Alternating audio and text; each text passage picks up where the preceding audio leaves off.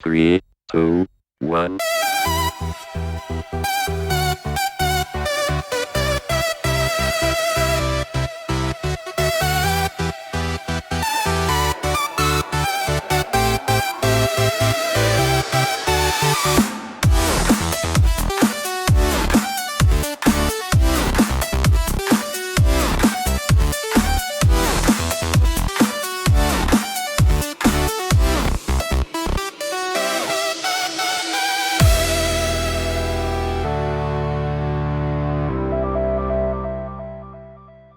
Et salut à toi et bienvenue sur Regarde dans le rétro. J'espère que tu vas bien. Aujourd'hui, je te propose un saut dans le temps. Direction 1989. Est-ce que tu es prêt pour ça ?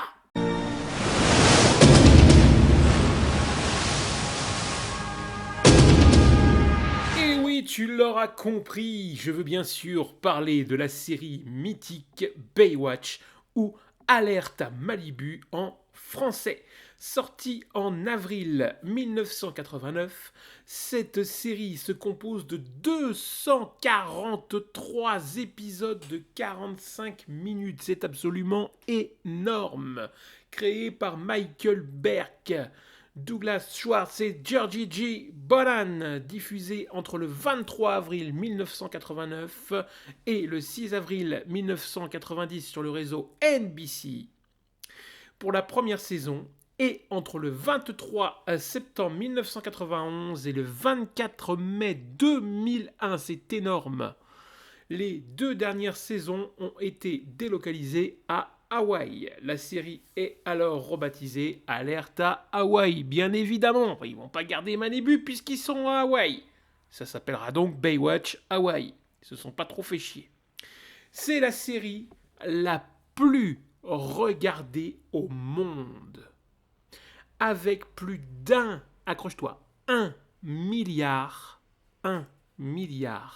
de téléspectateurs par semaine. Est-ce que tu te rends compte de ce que ça fait, 1 milliard de téléspectateurs par semaine ? La série connaîtra par ailleurs plusieurs téléfilms, une série dérivée, un privé à Malibu, ainsi qu'une adaptation cinématographique avec le célèbre Dwayne Johnson, The Rock, boom, qui prendra la place de Mitch. Alors cette série était absolument géniale, il y avait des super nanas qui couraient à moitié à poil sur la plage comme ça, au ralenti avec des bouées, il y avait Pamela Anderson qui à l'époque était la bombinette, la bombasse absolue, le fantasme absolu c'était Pamela Anderson. Et oui, la playmate Pamela Anderson qui a fait 1 milliard de trucs pour parler d'elle, qui a vendu son corps, qui a vendu son CUL, qui a fait des sextapes, qui a fait tout un tas de trucs complètement déments. Et bien sûr, autour d'elle, il y avait un panel de bombasses, quoi, hein, tout simplement. On ne regardait pas la série pour aller voir des gens courir dans l'eau avec des bouées. On regardait la série pour mater des meufs. Enfin, c'était ça le truc. À un moment donné, tu vas quand même pas me faire croire que toi, tu regardais la série pour aller regarder des gens qui allaient se baigner dans la mer. C'est pas vrai. En France, la série est arrivée le 2 janvier 1991 jusqu'en septembre 2005. C'est énorme. Sur TF1, notamment à partir de 93, dans l'émission Des millions de copains. Et oui, ça rajeunit pas. Et puis rediffusée sur tout un tas de chaînes comme TMC, TF6, Énergie 12, RTL 9, AB1, qu'est-ce qu'il y a d'autre ? Enfin, plein de chaînes. Au Québec, la série a été diffusée en débutant par la deuxième saison. Pourquoi ? On ne sait pas. On n'est pas au Québec. On s'en branle. C'est leur problème. Donc en gros, l'histoire de la série, c'est très simple. C'est une brigade de sauvetage du comté de LA, Los Angeles, Country Beach Patrol, menée par le lieutenant Mitch Buchanan, interprété par David Hasselhoff, que l'on retrouve dans cette série qu'on n'avait pas vue d'ailleurs depuis K2000, enfin pas trop, et cette série le met vraiment en avant, et c'est plutôt bien. Composé d'une dizaine de sauveteurs qui doivent faire face chaque jour, bien évidemment, aux dangers de la plage, et tout en composant avec leur vie personnelle, donc toute une histoire autour des intrigues, tu vois bien, comme d'habitude dans les séries américaines. Tout un tas de choses. Alors la distribution, je te la passe parce qu'il y a tellement d'acteurs là-dedans que c'est infernal.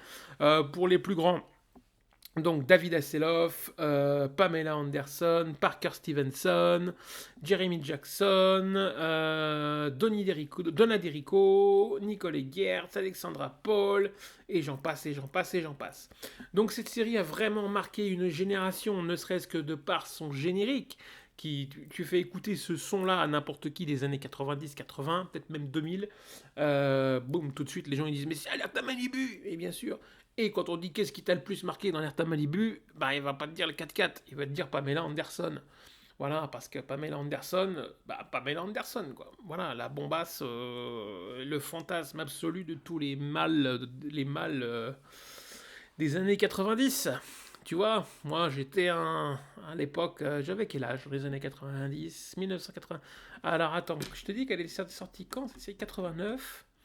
Elle est arrivée en 91 en France, donc en 91 j'ai 8 ans. Ah ouais, ouais, ouais. Ah bah oui, si. 8 ans, si, ça jouait, hein.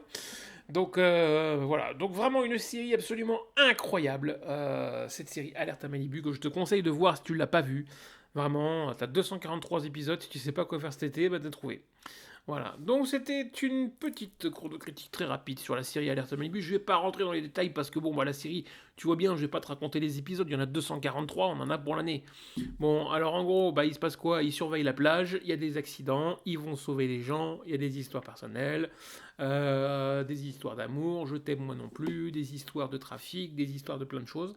Et puis bien sûr, à chaque fois ils s'en sortent parce que c'est les gentils et que dans les années 90, les gentils, bah ils sont gentils et les méchants, bah ils sont méchants. Voilà, c'est tout résumé. Voilà, c'est tout bien résumé. Je voulais finir cette vidéo.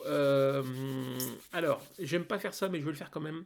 Je voulais apporter tout mon soutien aux sapeurs-pompiers qui sont actuellement mobilisés sur la région de Bordeaux, puisque c'est une véritable catastrophe écologique, naturelle, humaine, économique. Enfin bon, c'est un truc, c'est hors norme ce qui se passe cette année. Vous en avez peut-être pas conscience, mais c'est absolument hors norme. Donc je tiens, avec ma modeste contribution à tout ce que je peux faire, c'est ça en fait, apporter mon soutien à toutes ces personnes qui ont tout perdu. Vraiment, accrochez-vous du mieux que vous pouvez. Il faut vraiment qu'il y ait une solidarité nationale qui se mette en route, quoi, les gars. Il faut absolument faire des choses. Moi, je suis prêt à créer une cagnotte s'il faut. Enfin, et tous les animaux qui sont en danger, les gens qui ont tout perdu, enfin des milliards d'hectares de brûlés, enfin c'est un truc de fou, on se rend pas compte, mais c'est un truc de malade. C'est hors norme, hors norme. Donc je voulais vraiment saluer le courage des pompiers avec le peu de moyens qu'ils ont parce que la France, voilà. Et vraiment courage à vous les gars, ne lâchez rien. Vous êtes des putains de warriors. Et vraiment courage à vous. Et ensuite, je voulais faire une toute petite parenthèse aussi là-dessus. Je vois les trucs qui commencent à tourner sur les réseaux sociaux et ça commence à me casser un petit peu les pieds sur des pseudo-complots de Enedis qui auraient mis volontairement le feu à la forêt pour pouvoir construire des parcs photovoltaïques dans la forêt. Eh mais les gars, à un moment donné, il faut arrêter vos complots débiles.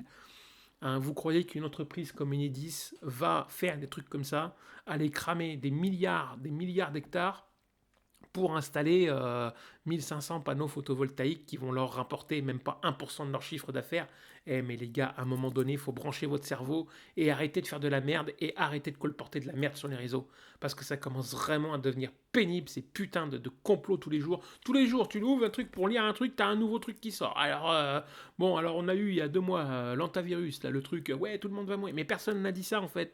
On t'a juste dit, voilà, il y a un virus sur un bateau, on fait attention, on protège les gens. C'est tout ce qui s'est passé. Les réseaux, c'est parti en cacahuète. Oui, ils nous refont un Covid, machin. Mais il n'a jamais été question de ça. Ensuite, on te parle d'Ebola en Afrique. Mais tu sais ce que c'est, Ebola, pauvre connard. Tu sais ce que c'est, Ebola, putain. Et t'es en train de nous dire, oui, c'est encore un complot pour des virus comme au Covid. Eh, mais mon gars, mais si t'es encore bloqué au Covid, c'est que t'as un problème mental. T'as un gros problème mental. Donc va te faire soigner, en fait. Hein. Donc voilà, c'était mon petit coup de gueule. J'avais envie de péter un petit coup parce que ça me casse vraiment les burnes de voir des trucs comme ça sur les réseaux alors qu'il y a des gens qui sont en train de risquer leur vie pour sauver celle des autres et il y a des espèces de connards derrière leurs écrans qui sont en train d'inventer des espèces de complots qui n'ont ni queue ni tête et il y en a qui courent là-dedans. Donc à un moment donné les gars, faites-vous soigner parce que là ça devient grave.